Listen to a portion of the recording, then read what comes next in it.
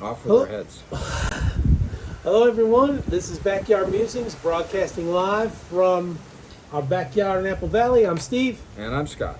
Today, we're going to talk about the similarities between the French Revolution and what's going on now. And you're probably scratching your head. What? The French Revolution? That was 200 years ago. 220 Maybe years more, ago. yeah. Yeah. But we're going to look at it. It's crazy. What's happening in America right now smells like events leading up to the French Revolution. Here are some of the similarities. We're going to talk about what happened back in the day and what's happening now. Establishment of a bourgeois. Now, you're probably scratching your head thinking, what's a bourgeois? That's the capitalist class who owns most of society's wealth and means of production.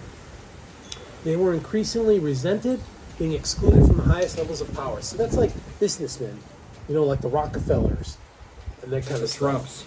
The Trumps, yeah. Resent not being in power because of the nobility back in France.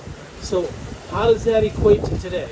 Well, political elite and lobbyists that fund the politicians, right? Common folk believe they don't have a voice in the government. The forgotten man, right? That's why Trump ran, right? Yeah, Is exactly. that a little similarity there? Yeah. Yeah, people want a voice, Right. right? Okay. Higher standards of living in Europe have reduced the adult mortality rate, contributing to the population explosion. This rapid growth was especially felt in France, which was the most populated country in Europe in 1789. So how does that equate to today? I mean, birth rates, not so much, but Democrats have imported 10 million illegal aliens in the hopes of getting their vote, right? Illegally, of course. They're having the DOJ now start making sure that people have access. I'm sure it's illegal. So they should have no business in state elections, right? Exactly. They're coming here to get free stuff. They shouldn't be allowed to vote. Okay? Yeah, and That's that's not right. And they're also sucking our country of resources, right? They come, they get cash, they get an air Phones, ticket, they get they get hotel, credit phones, cards, yeah, whatever. health care. Come on in. Yeah. Just give us your vote. I mean, that's really what it's about. Why else would you let all these people in? And then plan your budget to be more than what you spent the last 3 years. Okay, number 3. France's participation in the American Revolution came at a heavy price as the country was on the edge of bankruptcy. France pulled us out. They helped They us. did. They were our I don't know buddies. if we could have won without them. I can't think of any time since then that they've really been a help, but they did definitely help during the American Revolution. Yeah. So this and other economic difficulties compounded by crop failures in 1788 hit the peasant class especially hard. Back then there was a peasant serfs that worked the land and stuff. Correct. Okay, so how does that equate to today? Over 20 years in combat in Afghanistan and trying to stand up a puppet government that waffles. I'm not talking about Haiti. I'm talking about Afghanistan. Funded by us, right? Funded Their by military us. was funded by us. So Everything was. They had good stuff. It's not like Yeah. we threw them our second-rate stuff. They had good equipment. Exactly. Good training. Within 24 hours of invasion by the Taliban seriously added to our national debt.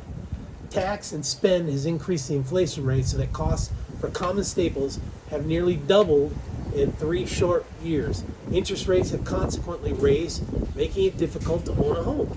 Right? So Oh, we're yeah. pinching the poor and the middle class.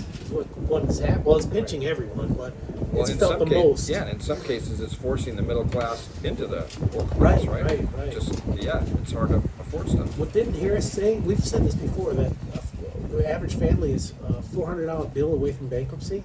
Yeah, that's During her regime, she said that. yeah. Explain that one. Okay, so Enlightenment ideas of the 17th and 18th centuries included arguments for social reform. Philosophers, intellectuals whose writings inspired these arguments included Montesquieu, Voltaire, and Jean-Jacques Rousseau. Their ideas circulated among the educated class of France. So how does that equate to today? Socialist ideas from Bernie Sanders and AOC are steering the U.S. towards Marxist socialism. Did you ever think back in the 80s, Cold War, when we were fighting communism, that we'd be marching towards socialism? No. Did you ever think that? And again, name one socialist country or socialist group that has succeeded. France. France. They're Yeah, super I don't power. know. I mean, they got a That's little the bit of only one I capitalist can stuff think over of. there, though, right? I mean, That's the they're only one I can think of. No, they're like over 50% of government stuff. So they're pure socialism, not communism, it's socialism. that's crazy. That's the only one I can think of. So the Black Lives Matter movement seeks to upend the Western nuclear notion of families. Antifa attacks make it appealing to resist the violence. So I think this is much like this philosophy that changed people's thoughts back during the French Revolution. It's very similar. Well, when you go out and you work and you make something or you grow something, you give it to the government, and they give you back what they think you need. Well, that's pretty much communism. Socialism, you sell it to the government at their price that they set. Well, okay, so that you sell it to them. So And then the government distributes it however they do. however you want, whatever they want to give you. Same premise. So You get to choose. Communism, they tell you what you're going to work in a factory or you're going to shovel in the manure or whatever. working for the Like man. Mao, you're going to go from farming to machinery. You know, Yeah, working on a sewing machine. Yeah, yeah. In 1787, the Controller General of Finances, Charles Alexander de Calonne, arranged for an assembly of notable citizens to propose financial reforms. He hoped to eliminate France's budget deficit by increasing taxation on the privileged classes. Does that sound familiar? Top 2%? Yeah. The assembly did not want to take responsibility for the reforms and instead suggested the calling of the Estates General. This representative assembly included 3 estates of society: the clergy, which was the first estate; the nobility, the second estate; and the third estate, which represented the majority of the people. The Estates General had not met since 1614, like 200 years prior to, right? So, a little bit different but similar here going on. Democrats are eliminating student debt to buy votes. They're also providing cash, airfare, and health access to illegal aliens, which is causing resentment in half of the citizenry. And they want to tax corporations and top 2% so that they pay their fair share. Right? It's very similar. French Revolution. Except we don't have like the States General, we're calling it. Or guillotines. Or guillotines, right. But that might not be far away. You never know. On September 20th, 1792, a new assembly, the National Convention, met. The next day, it abolished the monarchy and established the Republic of France. Louis XVI was executed for treason on January 21st, 1793. Marie Antoinette was also executed by guillotine 9 months later. Not a good way to go. No, not at all. How is that similar to today? Well, since Donald Trump announced his candidacy in April 2015, people have railed and rallied against him, first to stymie his policies, then to allegedly rig elections in battleground counties to ensure Biden was elected. Then, elite Democrats started a coordinated campaign to get Trump civilly and criminally charged and convicted, and thereby use this lawfare as election interference during election year. I mean, is that similar to overthrowing the... I'm not saying Trump's monarchy. I'm not saying that. No, he's not. But he's for the common man, to drain the swamp. Right. At that time, the monarchy was the swamp. And this time, it's the swamp is in D.C., with the established... We the people's representatives. apparatchiks. Yeah. Yeah. So I think that's a similarity, Tell me if you don't think it is. I mean, we want your comments. So I'm saying, can you see the similarities between the French Revolution and what is happening now in America? It's eerie. It's strange.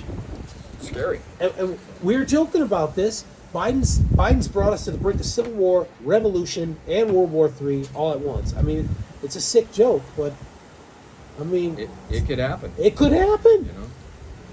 There's some major players in the world right now, and some of them are not very friendly to us. So, and there's a lot of divisiveness in the United States.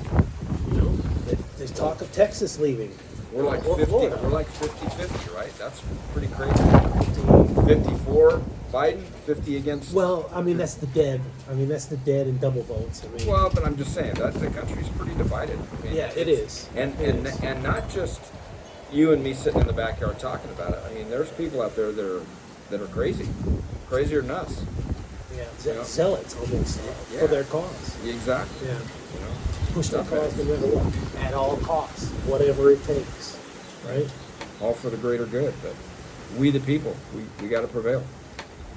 Vote them out. There's not enough understanding of we, the people. There's just not. People just don't think that there's. You need to get involved and vote. At least vote. That's the I least think you the could Dems do, right? get that. I mean, with all the organized protests and pushback, I think the Dems have no problem with unity because they have no scruples and more. Sorry, don't want to say that. But they have no problem with unity. No, they don't. I mean, very rarely do you ever hear about one going after their own, which you Well, got to hand it to them. Menendez- That's about the only thing I can hand it to them. So. Menendez, they might go against Menendez. Yeah, he might be the sacrificial lamb. He and his wife, right? They're going down. They didn't do it right. They should have had a child on the side do all this instead of them directly. Right, but he. This is not the first time he's been to this rodeo. So he's had problems in the past. But this time, I think he's going to be sacrificed. Create a foundation, and call it Menendez Foundation, and use that for power and gluttony. I don't know. I mean, It won't make me mad to see him go. But I also heard that Congressman Ken Buck is not seeking re-election, and he's going to leave office early. Is that Colorado? Yeah, that doesn't bother me a bit either. He's kind of a rhino. So. Yeah, he is good. All right, thanks for joining us. Please send us your comments. You have been commenting, and we greatly appreciate that. And we'll see you tomorrow. Okay, have a good day. Thank you.